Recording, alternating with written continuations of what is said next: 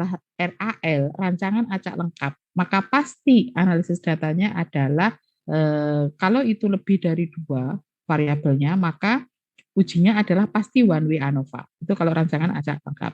Kalau rancangan acak kelompok one way tetapi ada antar kelompok. Kemudian kalau itu rancangan faktorial, maka ANOVA-nya adalah ANOVA faktorial. Apakah two way ANOVA, apa three way ANOVA, tergantung dari berapa jumlah faktornya. Jadi manfaat kita terutama nomor 4 dan nomor 7 di sini. Nah, ada banyak penggolongan statistika, terutama untuk di kita yang perlu kita ketahui adalah statistika deskriptif. Itu adalah kalau data kita itu tidak memenuhi syarat untuk dilakukan uji statistika inferensial, maka kita hanya melakukan analisis statistika deskriptif. Jadi kalau yang kemarin saya mengatakan ada dari jenis data yang kita dapatkan, kemudian data tadi itu fokusnya itu dibuat dalam apa? Apakah rata-rata, ataukah dalam bentuk mean atau median, atau dalam bentuk modus. Nah, ini adalah data deskriptif. Jadi tidak dilakukan uji beda, tetapi hanya dicari rata-rata, modus, atau median, tergantung dari jenis datanya. Sementara statistika inferensial, dari rata-rata yang kita cari tadi, mean, modus, median, apakah ada beda antar perlakuan? Nah, itu dilakukan uji inferensial, analisis statistika. Nah, kemudian parametrik non-parametrik itu adalah analisis data yang tergantung dari jenis data kita. Jadi kalau data kita bersifat, tadi kan jenis data ada nominal, ordinal, interval, rasio. Kalau nominal, ordinal, maka statistikanya adalah non-parametrik. Sementara kalau interval, rasio itu adalah parametrik. Tetapi kalau interval rasio jenis data kita, tetapi tidak memenuhi syarat parametrik, misalnya syarat parametrik itu data harus distribusinya normal, kemudian ada varian harus homogen. Nah, kalau tidak memenuhi itu, maka kembali ke statistik non parametrik. Ya. Kemudian ada univariat, ada multivariat. Univariat itu jika kita hanya melihat dari satu variabel saja. Jadi misalnya tadi ada uji ANOVA one way, itu adalah termasuk univariat. Tetapi kalau faktorial itu adalah termasuk multivariat. Atau kalau X-nya lebih dari 1, itu juga bisa termasuk multivariat. Jadi multivariat ini bisa X lebih dari 1 atau Y lebih dari 1. Jadi independen lebih dari 1 itu bisa multivariat, dependen lebih dari 1, kalau dianalisis bersama-sama itu juga bisa menjadi multivariat. Nah, itu nanti. Nah, sehingga ini tadi tahapan analisis data. Karena untuk menjawab permasalahan, kita harus mulai dari rumusan masalah dan tujuan. Jadi, analisis data ini tadi saya katakan bahwa teman-teman kita bisa memperkirakan dari rancangan kita tadi. Itu analisis datanya seperti apa. Rancangan tadi itu untuk menjawab tujuan atau masalah berikutnya. Nah, sehingga oleh karena itu tahapan analisis data dimulai dari perumusan masalah, tujuan, hipotesis. Jadi hipotesis tadi ada 2, ada hipotesis 0, ada hipotesis A, itu untuk menentukan mana yang akan diterima. Dan di sini bisa menunjukkan uji beda, di sini juga bisa menunjukkan uji hubungan. Gitu ya. Jadi itu untuk perumusan hipotesis. Kemudian setelah itu kita tahu hipotesis, kemudian data dikumpulkan, persiapan analisis kita harus melakukan validasi data. Jadi data kita valid atau enggak. Apakah data itu ada yang ada pencilan data. Jadi misalnya standar deviasinya terlalu tinggi ya, sehingga reliabilitasnya rendah. Reliabilitas rendah di sini berarti artinya bahwa ada misalnya 3 ulangan, ada satu data yang sangat berbeda jauh. Misalnya yang satu itu nilainya 10, yang satu 12, yang satu angka 100 misalnya. Nah, ini adalah pencilan data. Oleh karena itu harus kita lihat datanya tadi. Kemudian kita lakukan validasinya. Itu juga bisa melihat dari bagaimana kita melakukan uji dari jadi data yang kita dapatkan tadi. Itu sudah valid atau tidak, itu berdasarkan dari instrumen daripada penelitian yang kita buat. Jadi misalnya kalau kita mengumpulkan data tadi melewati menggunakan alat misalnya pH meter itu sudah dilakukan kalibrasi atau belum. Itu kalau penelitian kita di biologi.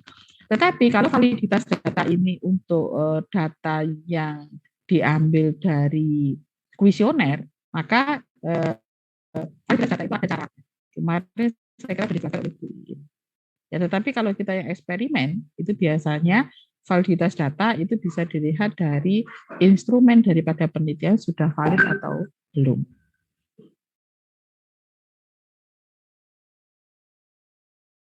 Kemudian setelah itu kita lakukan peringkasan data, penyajian data, kita tetapkan hipotesis statistik. Jadi misalnya tidak ada beda nilai Y antar X atau jadi nilai Y misalnya kalau kita pengaruh daripada pupuk terhadap hasil panen, jadi tidak ada beda hasil panen antar jenis pupuk, gitu ya. Atau ada beda biomasa panen antar jenis pupuk. Gitu. Jadi nilai Y antar X. Kemudian batas kemanaan ini berapa persen kesalahan dari analisis data yang kita lakukan. Biasanya setengah atau 5% atau 1% tergantung dari jenis penelitian kita. Nah, kalau penelitian kita tuh menyangkut hal-hal yang krusial untuk manusia, jadi misalnya tadi dosis obat, itu maka itu adalah 1% kemanaannya.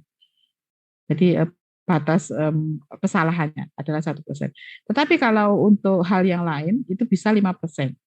Kalau teman-teman bekerja di misalnya ada perusahaan elektronika, maka 1%.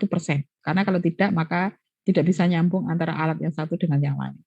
Tetapi kalau kita orang lingkungan, saya orang ekologi, maka bisa atau diizinkan untuk tingkat kesalahan itu 10%. Karena variasi di lingkungan itu sangat besar. Gitu ya. Jadi kita tidak bisa mengendalikan. Nah, itu batas kemanaan. Oleh karena itu setelah itu baru kita tentukan uji statistiknya dan kemudian kita tarik kesimpulannya. Nah, oleh karena itu teman-teman, kita harus tahu tentang apa itu populasi, apa itu sampel. Jadi karena apa? Karena analisis statistik itu hanya digunakan jika kita sampling atau kita mendapatkan data dari sampel. Tetapi kalau kita sudah mendapatkan data tadi dengan sensus, artinya data populasi sudah ada, maka tidak perlu melakukan analisis data. Jadi kalau sensus artinya bahwa semua data itu sudah didapatkan, itu merupakan data populasi, maka yang dibutuhkan hanya analisis deskriptif, yaitu mencari rata-rata atau mencari modus atau mencari dominan. Ya, karena tujuan kita sampling tadi adalah untuk memperkirakan daripada populasi. Jadi kalau sudah ada data populasi dengan sensus, ya sudah kita tidak perlu memperkirakan populasi karena memang datanya itu, ya. Jadi itu terkait sehingga apa bedanya rumus ininya, apa namanya kodenya. Jadi kalau sampel itu kodenya rata-rata seperti ini, kemudian ini standar standar deviasinya, ini adalah varian, ini R ini adalah rho, itu adalah koefisien korelasi, gitu ya. Nah sehingga untuk populasi itu ini R tadi menjadi mu, kemudian ini bukan R ya, X bar itu jadi rata menjadi mu untuk populasi, kemudian R S atau R kalau di sini tadi saya nulisnya apa? S bukan R.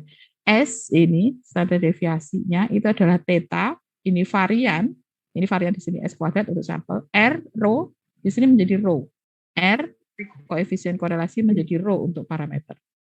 Ya, nah sehingga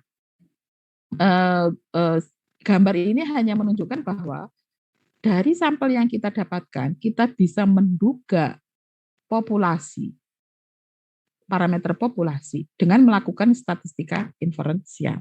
Nah, parameter populasi ini yang kita gunakan untuk generalisasi atau untuk inferensi itu inferensial itu sebenarnya dari inferensi atau generalisasi. Jadi kita menyimpulkan secara umum dari sampel yang kita dapatkan hanya sedikit tadi.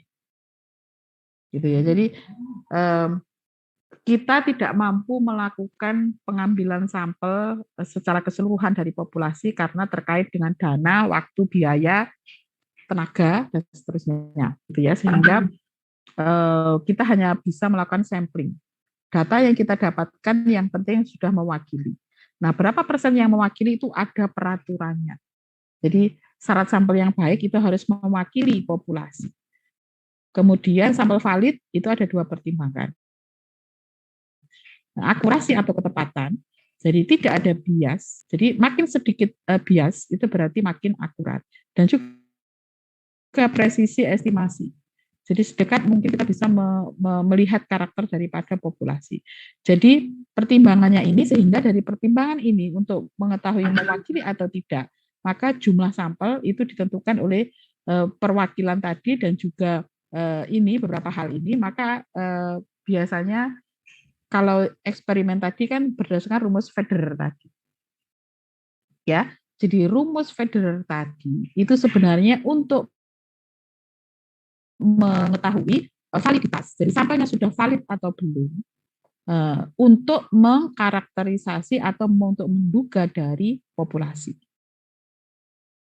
Gitu ya, ceritanya seperti itu. Sehingga tadi setiap kali saya untuk praktikum saya mengatakan untuk validitas untuk eksperimen yang true ini tolong dibahas berdasarkan validitas daripada jumlah sampel yang ada tadi ya. Jadi dengan Federer sampel tadi. Nah, sebenarnya jumlah sampel selain itu, selain Federer juga dipengaruhi oleh derajat keseragaman. Jadi semakin seragam kondisi daripada populasi, maka sebenarnya sampel yang dibutuhkan lebih sedikit. Tetapi kalau semakin beragam populasi, sampelnya harus lebih banyak supaya mewakili populasi. Kemudian rencana analisis itu juga nanti akan saya tunjukkan apa yang membedakan. Jadi misalnya kalau uji beda itu dibutuhkan berapa. Kemudian selain itu biaya, waktu, tenaga itu memang iya. Nah ini adalah jumlah sampel berdasarkan rencana analisis tadi. Jika penelitian deskriptif, minimal sampel adalah 10% dari populasi. Tetapi jika populasinya kecil, maka kita harus meningkatkan sampel, yaitu menjadi 20. Penelitian korelasi minimal 30 subjek. Jadi kalau misalnya tadi ada perlakuan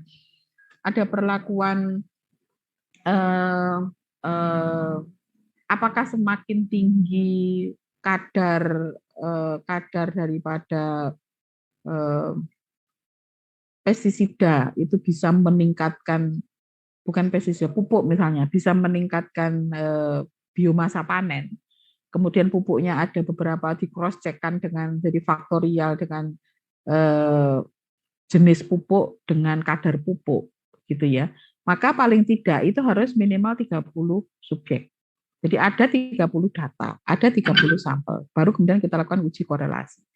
Kemudian untuk penelitian ex post facto, jadi ex post facto itu sebenarnya adalah deskriptif, tetapi deskriptif untuk mengetahui hubungan antara variabel bebas dengan variabel terikat, tetapi variabel bebasnya sudah ada di lapang, bukan dimodifikasi oleh peneliti. Ada di lapang secara alami. Maka minimal adalah 15 subjek per kelompok. Jadi ada 15 data. Penelitian eksperimen itu tadi 15 per kelompok. Jadi artinya bahwa Federer tadi, rumus Federer itu adalah menunjukkan ini. Federer tadi kan RT-1 dikali N-1 harus kurang dari sama 15. Jadi minimal 15 daripada subjek per kelompok. Itu yang dimaksudkan. Nah, kemudian setelah itu jika sudah memenuhi, maka kita bisa melakukan statistika inferensial. Tujuannya untuk apa? Melakukan penarikan kesimpulan dari sampel tadi ke populasi. Nah, oleh karena itu, yang dimaksud dengan mewakili tadi adalah besar sampel berdasarkan itu tadi, cara sampling yang harus diperhatikan. Cara pengambilan sampelnya itu harus acak supaya bisa dilakukan analisis statistika. Kalau tidak acak, misalnya kalau teman-teman mengatakan ada pengambilan sampelnya dengan purposive gitu ya, purposive sampling, itu artinya bahwa sudah ditentukan oleh peneliti, tidak dilakukan secara acak, maka tidak boleh dilakukan analisis statistika. Ya, Terus kemudian kecermatan memasukkan ciri populasi. Jadi artinya bahwa populasi kita yang kita maksudkan itu pada eh, apa karakteristiknya seperti apa. Apakah populasi tadi misalnya kalau terkait dengan pertumbuhan jagung misalnya, apakah itu jagung yang ada di Jawa saja, ataukah jagung yang ada di Indonesia, atau jagung yang ada di tropik atau termasuk subtropik. Jadi oleh karena itu harus ditentukan misalnya varietas apa, itu ada di mana. Jadi kemudian dia hidup pada kondisi apa. Kalau misalnya di tropik dengan subtropik kan berbeda. Nah itu termasuk karakteristik daripada populasi. Itu harus ditentukan. Nah tadi seperti saya katakan bahwa sampling itu ada dua, probabilistik atau random, ada juga yang non random. Nah untuk yang analisis data yang diperbolehkan itu adalah yang probabilistik atau yang random. Itu ya. Yang non random itu seperti apa? Convenience sampling. Jadi artinya bahwa yang mau disampling saja yang kita amati itu convenient. Itu tidak boleh dilakukan analisis secara statistik. Demikian juga dengan proporsi yang tadi saya sebutkan. Kuota sampling, snowball sampling. Itu juga, jadi tolong teman-teman dilihat lagi kalau ada ini, metode sampling seperti ini, maka tidak boleh dilakukan analisis data secara statistika atau inferensial. Hanya boleh datanya dilakukan analisis secara deskriptif, yaitu mencari rata-rata, mencari median, atau mencari modus. Hanya itu saja. Uji beda tidak boleh. Nah, ini saya kira tidak usah, ini sudah sampel cluster, ini tidak usah. Nah, kemudian syarat berikutnya adalah jenis data. Seperti yang kemarin saya katakan. Jenis data itu ada nominal, ordinal, interval, rasio. Ini menentukan analisis statistik. Jika skala datanya adalah nominal ordinal, maka data tadi boleh dianalisis statistik dengan non-parametrik. Sementara kalau interval rasio boleh parametrik, tetapi asalkan ada syaratnya. Nah ini yang kemarin jadi mengingat lagi saya kira tidak usah, dan kemudian tendensi sentral tadi modus median ini yang dimaksudkan dengan analisis data deskriptif. Ya, modus median min, apakah titik tengahnya rata-ratanya ataukah titik tengahnya ataukah itu yang sering muncul. Nah, itu kalau datanya nominal ordinal maka modus atau median. Tetapi kalau interval rasio boleh kita mengeluarkan dalam bentuk min, dan ini boleh dilakukan analisis statistika inferensial sementara parametrik. Sementara yang ini non parametrik. Gitu. Nah, berikutnya, data yang kita sudah dapatkan, kalau kita sudah tahu datanya, jenis datanya, maka kita lakukan peringkasan atau pengklasifikasian atau penyajian data sebelum kita lakukan statistika inferensial. Jadi sebenarnya data kita itu seperti apa? Apakah ada kecenderungan tertentu dari data mentah yang kita dapatkan? Jadi misalnya ada kecenderungan bahwa semakin tinggi X, semakin tinggi Y, ataukah dia menyebar, ataukah dia ada seperti model bell shape begitu. Nah, itu akan kita melihat itu apa peringkasan data. Nah, kemudian setelah itu kalau sudah kita lihat datanya ada pencilan atau tidak misalnya. Kalau ada pencilan data maka kita bisa pada saat analisis data kita sisihkan. Kita tidak masukkan ke dalam analisis data. Karena apa? Karena kalau ada pencilan data tadi, maka pasti hasilnya nanti tidak akan ada beda antar perlakuan. Nah, sehingga pencilan data tidak usah masuk pada analisis, tetapi mungkin bisa dibahas. Jadi disendirikan, dikeluarkan dari analisis statistik, tetapi tetap dibahas pada laporan. Itu tidak masalah. Nah, kemudian langsung kita lakukan analisis data. Nah, kalau kita hanya melakukan statistika deskriptif, jadi tadi peringkasan data tadi, yaitu min modus median, maka min modus median tadi tujuannya bukan untuk generalisasi, tetapi hanya untuk melakukan menunjukkan kecenderungan daripada kecenderungan dari hasil sampel. Jadi misalnya rata-rata sekian dengan standar deviasi sekian, itu artinya bahwa jika kita melakukan perlakuan seperti ini dengan misalnya kondisi lingkungan seperti ini yang kita kontrol adalah seperti ini, maka variabel dependennya itu adalah hasilnya seperti ini. Gitu ya. Jadi itu hanya berlaku untuk hasil penelitian tersebut. Tidak bisa kita bandingkan dengan hasil penelitian orang lain dan juga kita tidak bisa menggeneralisasikan. Artinya bahwa orang lain tidak boleh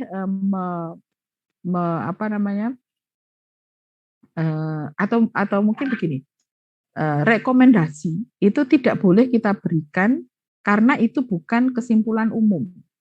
Jadi itu hanya berlaku untuk penelitian tersebut. Tetapi kalau orang lain melakukan penelitian yang sama, bisa jadi hasilnya berbeda jauh. Jadi hasil ini tidak bertanggung jawab untuk hasil penelitian orang lain yang sama. Nah, itu adalah statistik deskriptif. Jadi tidak bertujuan untuk generalisasi. Dan kemudian kapan kita melakukan statistika deskriptif tadi? Untuk sampel yang tidak mewakili. Jadi misalnya jumlah sampelnya terlalu sedikit. Kemudian cara samplingnya tidak random, tetapi dengan purposif dan yang lain-lain. Dan juga sampelnya tidak mewakili dari seluruh populasi yang ada. Jadi kalau ciri-ciri seperti ini, maka statistiknya hanya deskriptif, yaitu dengan mencari min, modus, median. Nah, min, modus itu untuk skala nominal, ordinal itu median, boleh ordinal. Kalau kita ingin melakukan analisis data, itu secara non-parametrik. Jadi kalau tadi ini adalah jika jumlah sampelnya mewakili, kemudian jumlah sampelnya representatif dan jadi samplingnya representatif dan jumlah sampelnya mewakili dari populasi, maka data kita tidak hanya statistika deskriptif, tetapi bisa melakukan statistika inferensial, yaitu tergantung dari jenis data tadi, parametrik atau non-parametrik. Jadi ini rumusnya min, modus, median saya kira tidak usah. Nah, sehingga jika data kita mewakili dan jumlah sampelnya itu mewakili juga sesuai, maka kita bisa melakukan statistika inferensial. Apa keuntungan statistika inferensial? Statistika inferensial bisa digunakan untuk estimasi, untuk memperkirakan. Memperkirakan dari apa? Nilai parameter. Berdasarkan apa? Ada estimasi juga atau point estimate, ada interval estimate.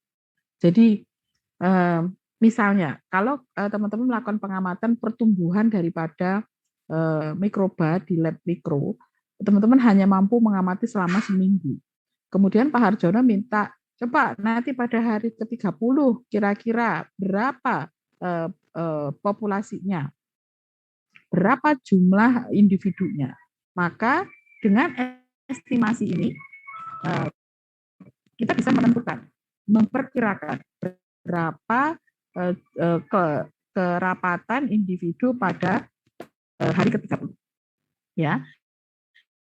Bisa berupa jumlahnya, estimasi titik poin estimate berupa angka satu angka, atau kita bisa memperkirakan interval, pada hari ke-30 sekian sampai sekian individu per meter persegi atau per liter kalau misalnya itu dalam cair, dalam media cair. Kalau media padat per meter persegi. Gitu ya, itu salah satu fungsi daripada statistika inferensial. Fungsi yang lain yang kita gunakan sekarang ini yaitu untuk uji hipotesis. Ini yang biasa kita gunakan untuk penelitian.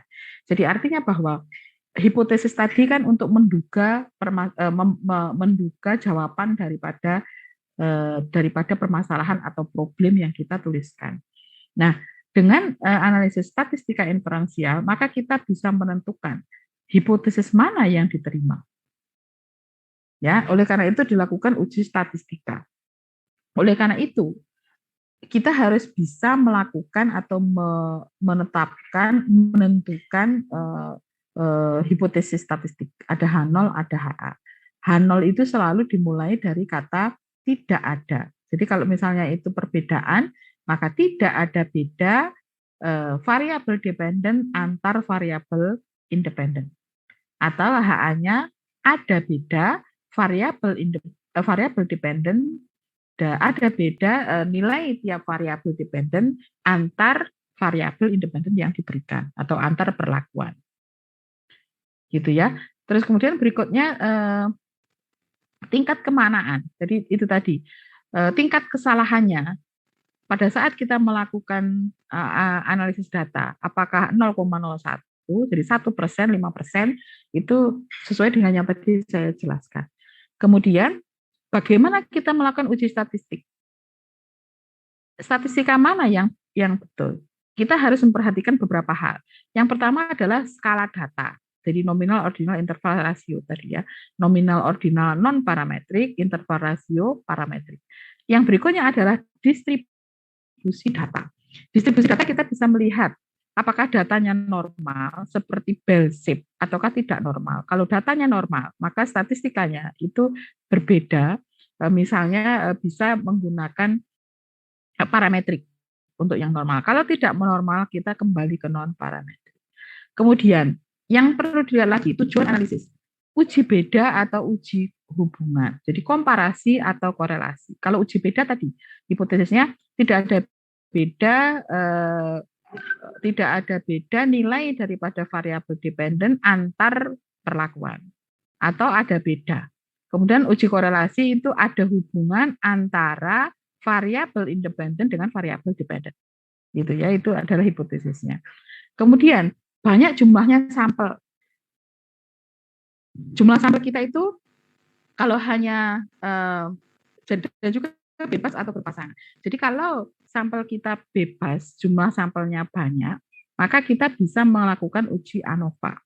Tetapi kalau berpasangan, itu ANOVA-nya berbeda dengan kalau ANOVA-nya yang bebas. Uji T itu kalau misalnya berpasangan itu namanya per sampel t-test. Kalau tidak berpasangan namanya independent sample t-test. Gitu ya. Jadi nanti akan kita jelaskan tidak di sini tetapi di mata kuliah lain. Kemudian banyaknya variabel yang diamati. Variabelnya itu ada satu atau dua atau lebih dari dua. Itu ya. Ini yang tadi dikatakan distribusi normal itu adalah seperti ini. Jadi nilai yang paling tepi dan yang paling ujung ekor sini dengan ekor sini sedikit, kemudian yang di tengah-tengah itu rata-rata nilai banyak di sekitar rata-rata. Nah ini kesimpulan daripada tadi. Tujuan analisis itu bisa komparasi, bisa uji beda, bisa uji hubungan. Jenis data, interval rasio dengan distribusi normal, maka statistikanya adalah parametrik. Tetapi interval rasio distribusi tidak normal, statistikanya adalah non-parametrik. Data ordinal dan nominal itu statistikanya non-parametrik. Jadi yang di sini non-parametrik dibagi dua, data kategori yaitu nominal dan data semi kuantitatif ordinal atau interval rasio tetapi distribusi tidak normal. Oleh karena itu selama praktikum saya selalu teman-teman tolong benar menentukan jenis datanya apa. Karena kalau teman-teman tidak bisa menentukan jenis data, maka nanti analisis statistikanya akan salah. Ya, jadi saya bolak-balik setiap kali memberi masukan pada praktikum, itu selalu yang saya lihat adalah variabel, teman-teman sudah bisa atau belum menentukan variabel, dan yang kedua adalah jenis data. Karena dari kemarin sampai hari ini, itu teman-teman masih salah. Ya masih salah, jadi harus belajar terkait dengan hal tersebut. Kenapa? Kalau tidak, analisis datanya nanti salah. Nah, kalau analisis data salah, kesimpulan salah, rekomendasi salah. Ya sudah, berarti penelitian menjadi tidak ada manfaatnya untuk orang lain. Gitu ya, jadi itu harus hati-hati. Nah, ini tadi yang terkait dengan jumlah sampel tadi, kalau ada satu, ada dua, ada lebih dari dua. Dua itu bebas, berpasangan. Bebas itu antara satu data dengan data lain tidak saling berhubungan. Kalau saling berhubungan itu misalnya ada penelitian eksperimen pre-test, post-test. Itu adalah saling berhubungan atau data bebas. Jadi misalnya sebelum dilakukan treatment, mencetnya itu diukur dulu. Kemudian setelah itu diberi treatment, setelah itu diukur lagi, maka datanya adalah data berpasangan, ya. Tetapi kalau data bebas tidak ada pretest, tetapi langsung post test. Jadi setelah treatment langsung dilakukan pengukuran, maka itu bebas, tidak ada keterkaitan antara data before and after, ya. Terus kemudian ini demikian juga sama, ada bebas, ada saling berhubungan. Nah, skala pengukuran datanya apa? Distribusi datanya bagaimana? Itu nanti akan menentukan uji statistikanya. Nah, untuk uji yang hubungan tadi, ada hubungan yang bersifat simetris, ada yang asimetris. Simetris ini panahnya dua. Jadi bisa X menyebabkan Y atau Y menyebabkan X, kita tidak peduli. Jadi simetris. Siapa merupakan penyebab, siapa merupakan akibat, itu kita tidak memperdulikan. Itu adalah simetris. Tetapi kalau kita tahu persis bahwa X itu berdampak pada Y, artinya bahwa X itu adalah penyebab atau independent variable, sedangkan Y itu adalah akibat atau dependent variable, maka analisisnya adalah regresi. Jadi panahnya hanya satu ke kanan, yaitu dari X ke Y, itu regresi. Kalau panahnya dua, X dan Y, itu X bisa menyebabkan Y, Y bisa menyebabkan X, maka analisis jenis hubungannya adalah bersifat korelasi, gitu ya. Nah, sehingga akhirnya kesimpulannya adalah ini. Jadi ini analisis statistika itu ada dua, ada uji komparasi, ada uji korelasi. Jumlah sampelnya ada 1, 2, lebih dari 2. Kalau 1, misalnya, saya ingin melihat apakah air sumur saya itu mempunyai kualitas yang bagus. Saya bandingkan dengan baku mutu. Oleh karena itu saya hanya mengukur air sumur saya beberapa kali sebagai ulangan, kemudian saya bandingkan dengan baku mutu. Maka ujinya adalah uji satu sampel. Sampelnya hanya satu, yaitu dari sumur saya. Misalnya saya ukur kadar BOD-nya, maka saya tetapkan, saya bandingkan dengan baku mutu daripada BOD. Baku mutu BOD untuk air sumur adalah 5 ppm. Nah, kemudian saya mendapatkan data saya, misalnya ada yang 3 kali pengukuran tadi, ada yang 4, ada yang 5, ada yang 7 misalnya. Nah, apakah ini memenuhi baku mutu atau tidak? Maka ujinya adalah namanya uji one sample t-test. Itu kalau data saya adalah tadi kan datanya pasti kalau BOD itu adalah rasio. Tetapi kalau memenuhi syarat, artinya bahwa datanya terdistribusi secara normal. Tapi kalau datanya tidak normal, maka saya menggunakan apa? Menggunakan one sample Kolmogorov-Smirnov. Gitu ya. Kalau data saya yang saya amati adalah warna air, maka itu adalah nominal, ujinya adalah uji chi-square. Gitu ya, karena datanya nominal, yaitu kualitatif. Nah, itu kalau satu sampel. Kemudian kalau dua sampel berpasangan tadi, before and after perlakuan, maka datanya berpasangan adalah per sampel t-test. Kalau ini datanya interval rasio dan distribusinya normal. Tetapi kalau distribusi tidak normal, kita menggunakan Wilcoxon-Saing-Rent test. Tetapi kalau datanya tadi bersifat nominal, maka uji McLemore. Kemudian kalau sampelnya saling bebas, saya mengamati setelah treatment, kemudian saya amati, saya bandingkan berapa treatment itu tadi, 2 treatment tadi, gitu ya. Maka ujinya adalah uji T 2 sampel bebas. Jadi independent sample t-test. Kalau itu adalah distribusi normal. Kalau tidak normal pakai Wilcoxon, Mann-Whitney, uji Mann-Whitney. Kalau datanya bersifat nominal, maka ini ujinya uji chi-square atau Fisher exact test. Ya. Kemudian bila sampelnya lebih dari 2, jadi misalnya air sumur tadi yang saya bandingkan, kalau 2 tadi air sumur saya dengan air sumur dari kampus misalnya, maka uji sampelnya adalah uji T 2 sampel bebas. Tetapi kalau lebih dari 2 air sumur saya bandingkan air sumur kampus, saya bandingkan dengan air sumur di Batu, misalnya begitu. Maka ujinya adalah uji ANOVA. Uji ANOVA ini adalah pengembangan daripada uji T sampel bebas. Jadi ANOVA one way, ANOVA. Itu kalau datanya bersifat distribusinya bersifat normal. Dan jika variannya bersifat homogen. Nah, homogenitas varian tadi bagaimana untuk yang di atas? Yang di atas berlaku untuk yang ini, bebas. Jadi uji T2 sampel bebas itu dibagi dua. Jika sampelnya, jika varian homogen, jika varian heterogen itu masing-masing rumusnya beda. Sementara untuk yang ANOVA, yang tersedia hanya satu, yaitu yang independent sample t-test. Jadi ANOVA-nya satu arah.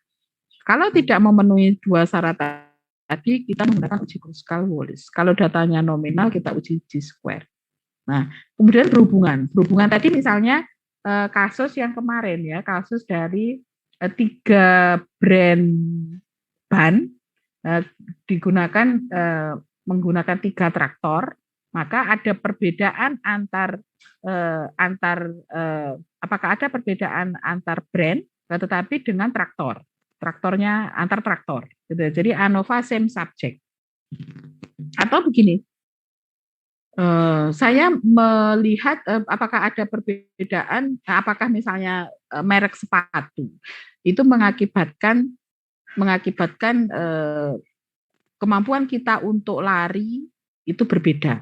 Oleh karena itu orang yang sama, jadi saya itu sekarang menggunakan sepatu A, kemudian saya lari, kemudian diukur berapa jarak lari per jam. Kemudian setelah itu saya menggunakan sepatu B. Kemudian kita lari lagi. Terus kemudian diukur. Nah, kemudian nanti kita mengganti lagi sepatu kita menjadi sepatu C. Kemudian kita lari lagi. Ini artinya ANOVA same subject. Jadi orang yang sama menggunakan diberi perlakuan yang berbeda. Tentu saja kemampuan lari saya tadi dengan sepatu berbeda tadi perbedaan tidak hanya disebabkan karena sepatu, tetapi juga karena lari yang ketiga tadi, karena saya sudah capek maka dipengaruhi oleh fisik saya, gitu ya. Nah, oleh karena itu ini ANOVA-nya menjadi berbeda, ANOVA same subject.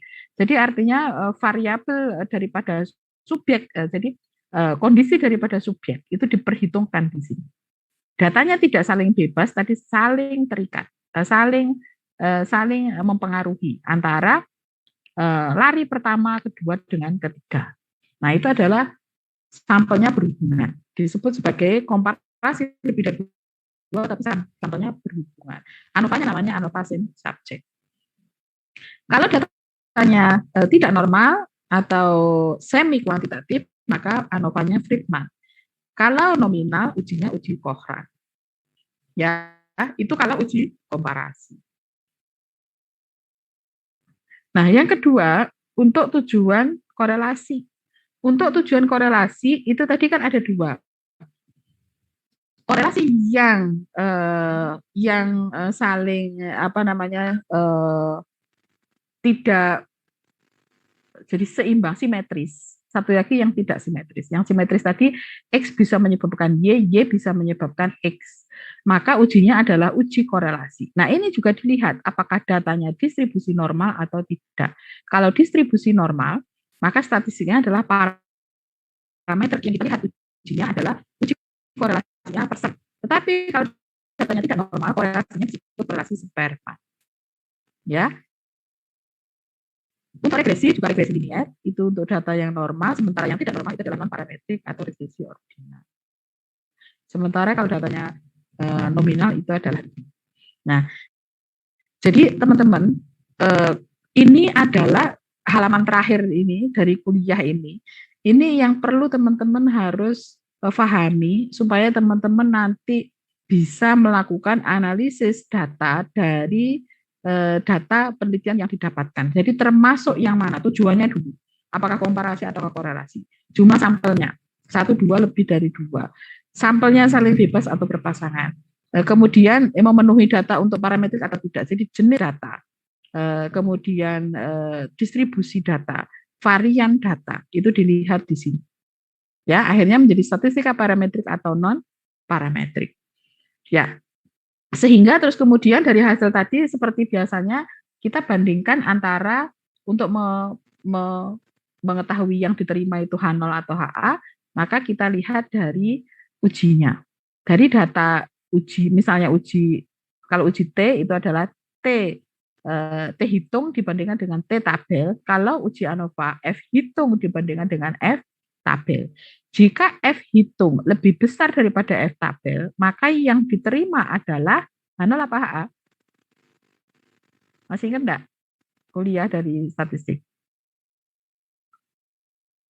Ada yang bisa membantu?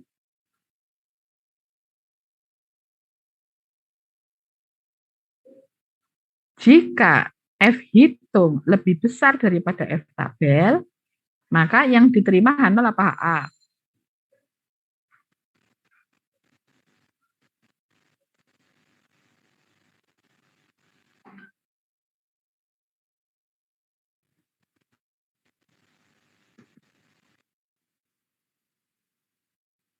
Ya, HA. Puspa betul. Jadi yang diterima adalah HA. Jika eh, jika F hitung kurang daripada F tabel, maka yang diterima adalah H0, gitu ya. Jadi itu yang mungkin teman-teman itu yang eh, perlu kita bicarakan untuk hari ini. Mungkin kalau ada pertanyaan silakan.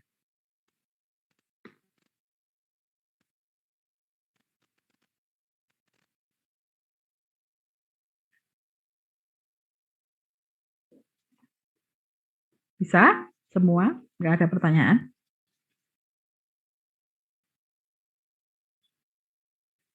Oke, nanti kalau ada pertanyaan nanti teman-teman kalau masih ada pertanyaan teman-teman boleh mengambil ekologi komputasi ya. Ya.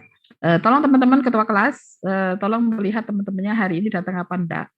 Hari ini kita lanjutkan dengan kuis. Saya belum upload soal kuisnya, sebentar lagi saya upload. Kuis kita mulai jam berapa ini? Anak-anak ada kuliah apa enggak? Jam 9. Ada Bu, pukul 9.20 mikroteknik. Oke, kalau gitu masih bisa. Jadi oleh karena itu nanti kita mulai saya kira setengah jam. Ujiannya enggak sampai setengah jam selesai saya kira ya. Jadi teman-teman ini setelah ini saya akan langsung upload soalnya, teman-teman langsung mengerjakan. Waktunya terbatas sehingga langsung teman-teman nanti eh, apa namanya submit gitu ya, tidak usah menunggu, tidak boleh tidak boleh berdiskusi dengan temannya dan kemudian jangan lupa di submit ya supaya nanti nilainya keluar. Dan saya ini mudah, ini sebenarnya saya hanya mencoba dengan menggunakan multiple choice gitu supaya teman-teman mudah untuk menjawab. Oleh karena itu saya kira